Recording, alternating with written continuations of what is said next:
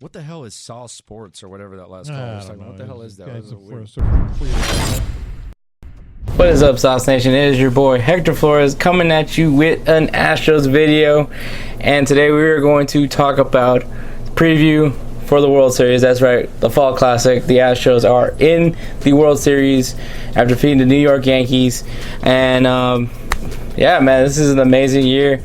Everything that's happened this year, this team has been better than they were in 2017, and you see the trend of how this team was playing. They're the best team in baseball, but it isn't over, and we still got one more opponent to face off before we can hopefully have a very great month of October.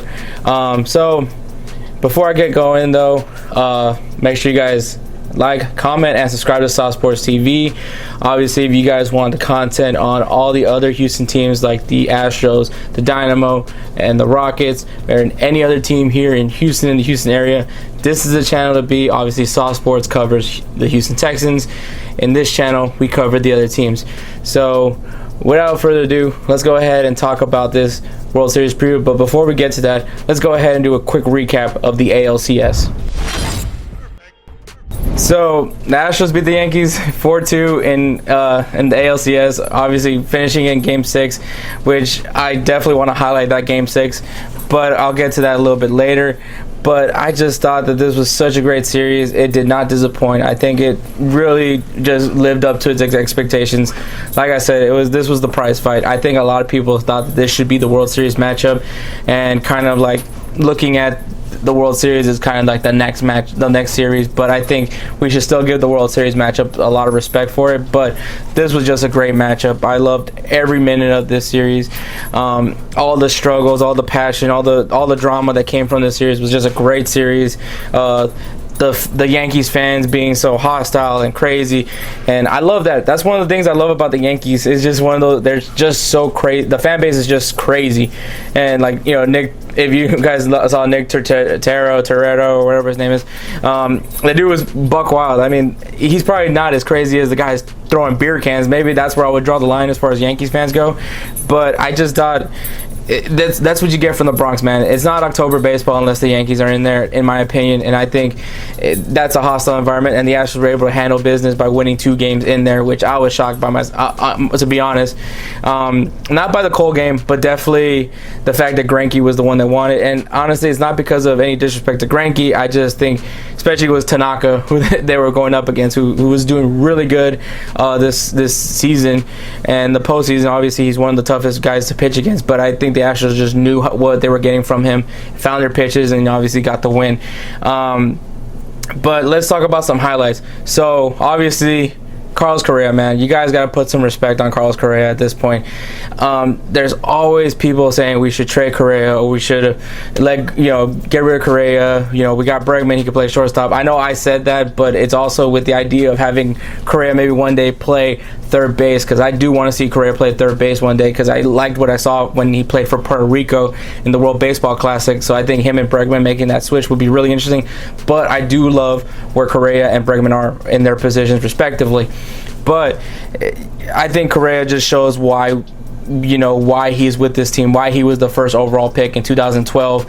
And I even had someone say that we should have picked Chris Bryant over Carlos Correa, which is very stupid to say, because Chris Bryant was drafted in 2013 and Correa was drafted in 2012. We did choose somebody else over Chris Bryant, but it was Mark Appel, who I don't want to talk about him.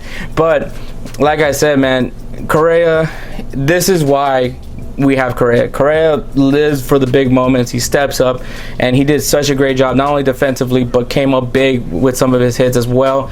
And you got to just respect Correa, man. You know, do I think he's going to get paid this offseason? We'll see, but I definitely wouldn't. It wouldn't shock me if he goes to arbitration again. But yeah, Correa, put some respect in the guy's name.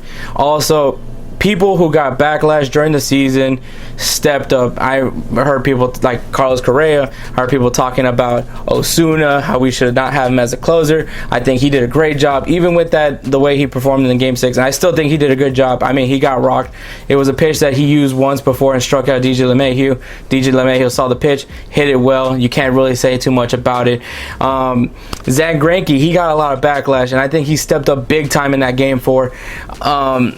Just constant players getting backlash throughout the season, and I think they stepped up big time. Even Josh Reddick, who got a beautiful bomb in the Bronx, and I think I love that what I see those guys, like, you know, they may have rough seasons, but once you're in the postseason, you kind of clean slate, go in there and do your thing, and hopefully Jordan can find that for himself as well. It was really heartbreaking to see that he wasn't able to try to redeem himself, but you know what, it was a smart decision. Bring in Diaz, see what he can do.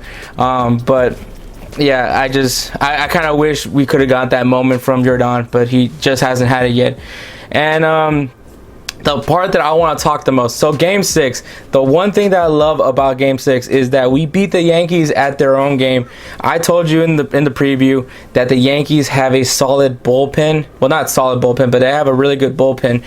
And we were going into Game 6 in the bullpen game.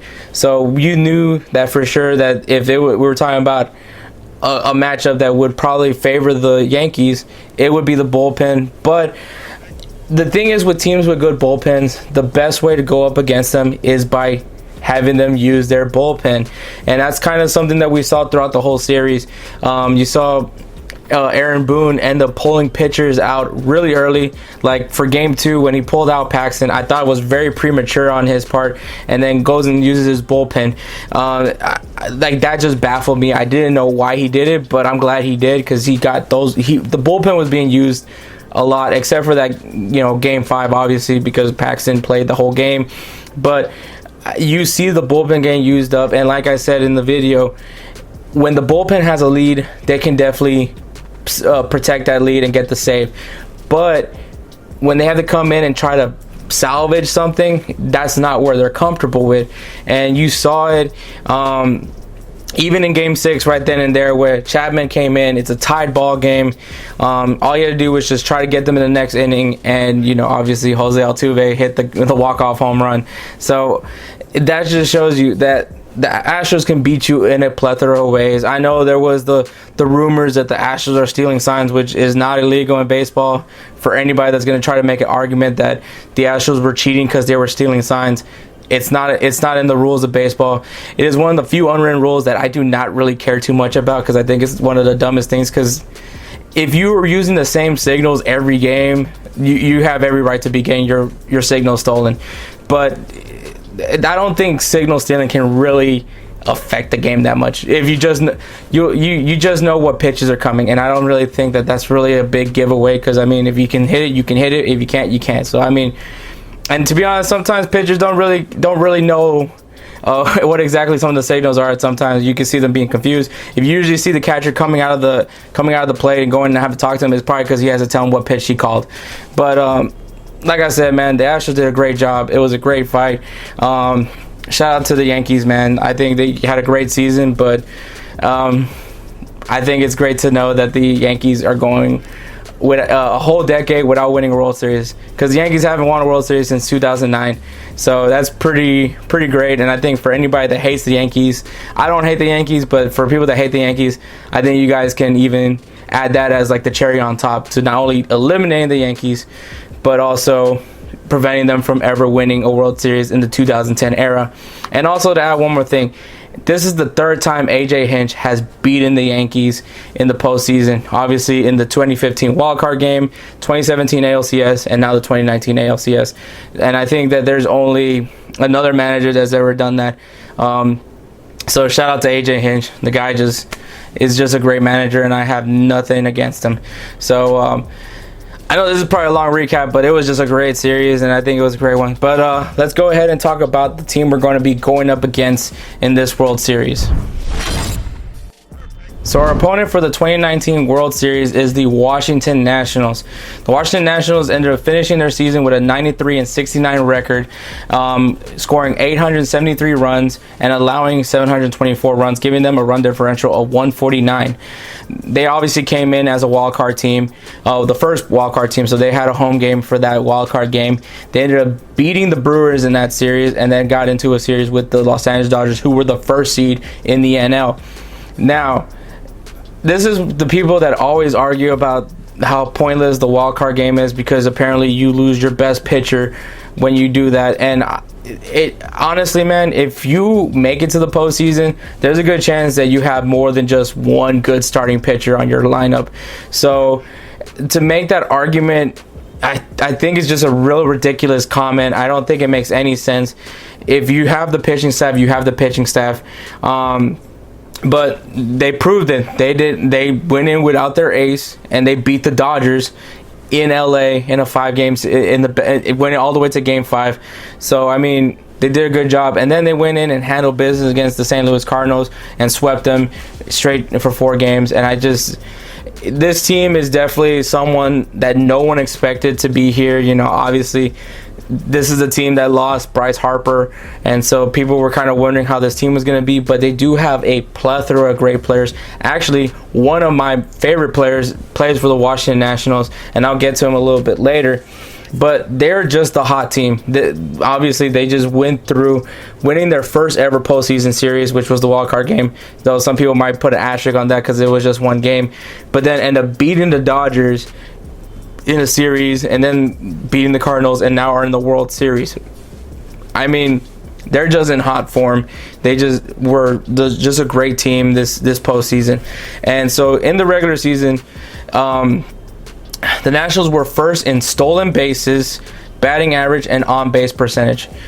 Why is that important? Well, they're consistent hitters, they're aggressive base runners, and they can get on base, which is the recipe for a good team. In batting categories alone, they were top 5 in 13 of them.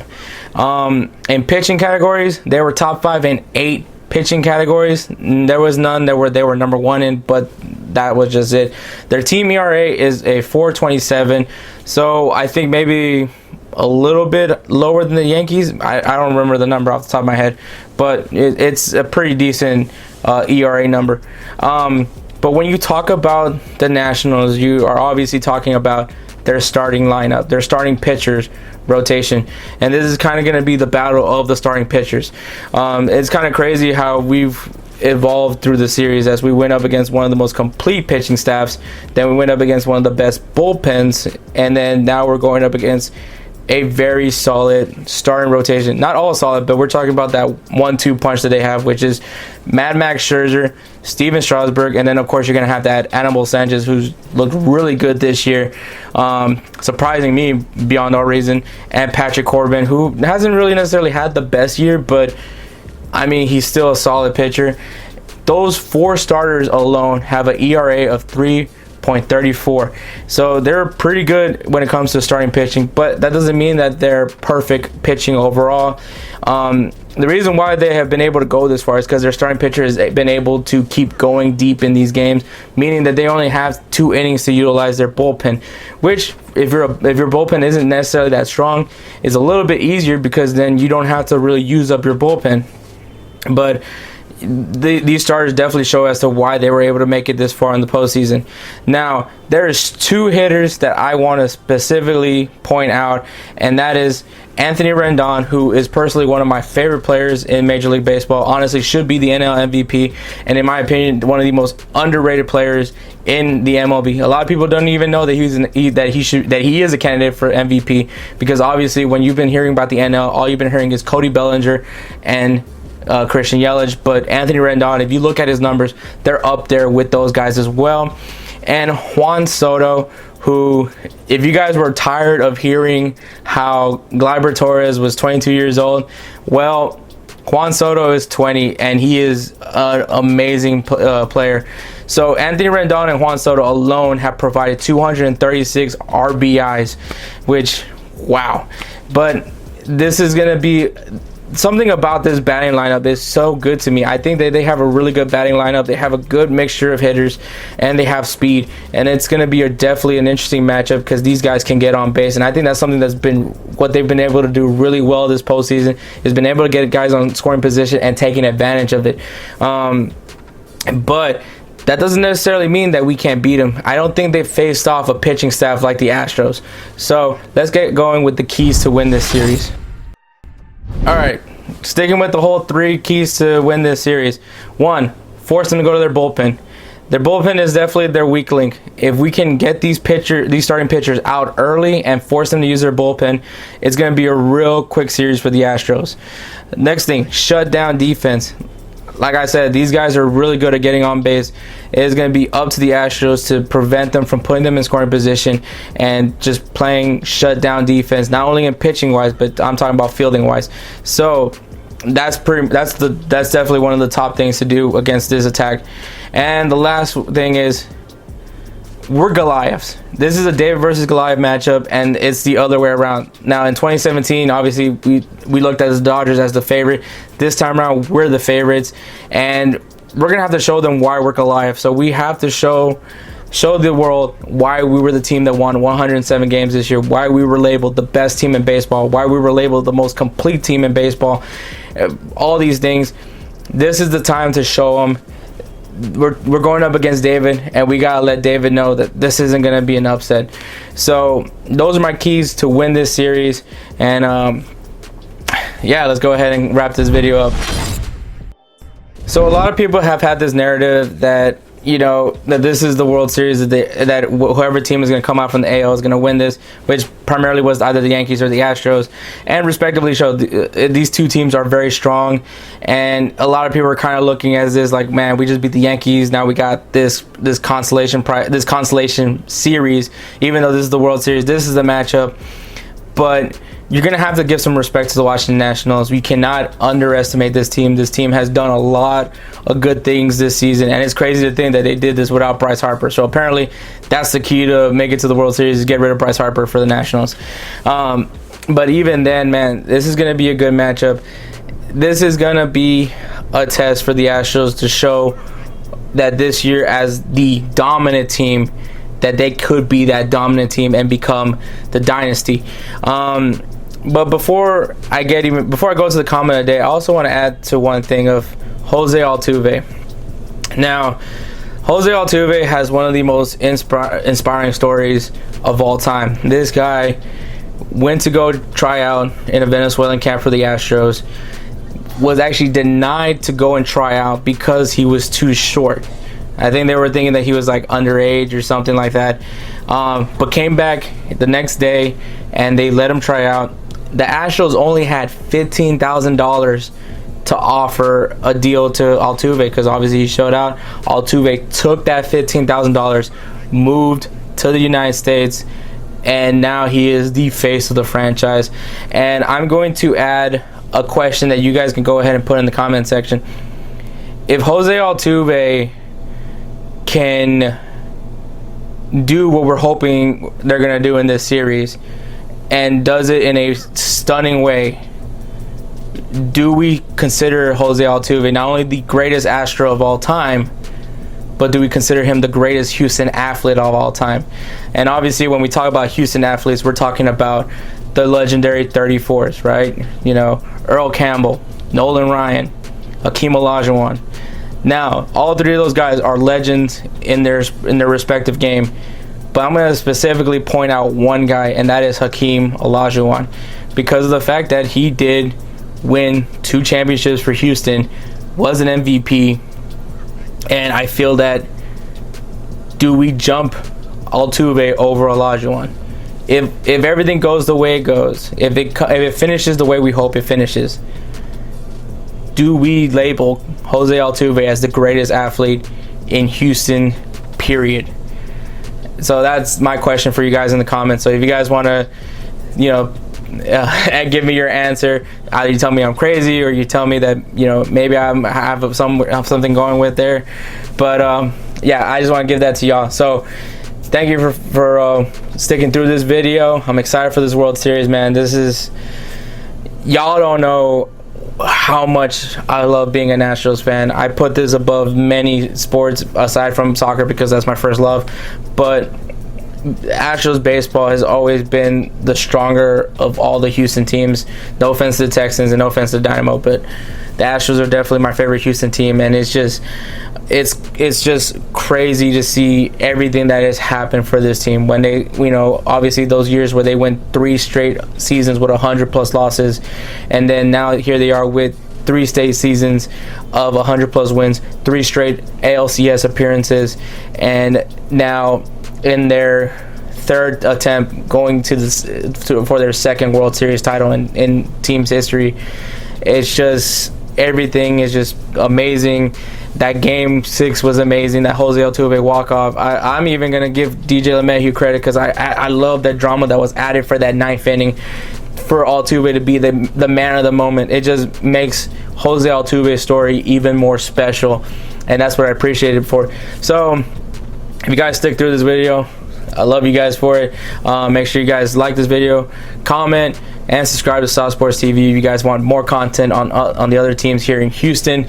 Now, before we got comment of the day, so we'll actually conclude with comment of the day. Alright, so the comment of the day is actually going to come from a Yankees fan, and this comes from Ninja Reactions, and he says, much love from a Yankees fan. Great non-biased analysis. Gonna be one heck of a series. Best of luck to y'all, and may the best team win. It's cool, like you got fans of other teams, coming here showing love, and I mean, it was a great series. Hopefully, maybe next decade for you guys. But obviously, I'm excited for the Astros, and I can't wait. I think it's just cool to see fans of other teams, coming here and showing support for Sauce. So I think that it just makes it even cooler to do these videos, and people like not just really actually enjoying my analysis, not only on my team but also on their teams as well when I'm talking about these matchups. But yeah, so if you guys want to be featured for comment of the day, make sure you go down in the comment section, either post a question or interesting comment, anything that grabs my attention, and I'll feature you in the next Astros video. But without further ado, man, chugging up a deuce. Let's have a great fall classic.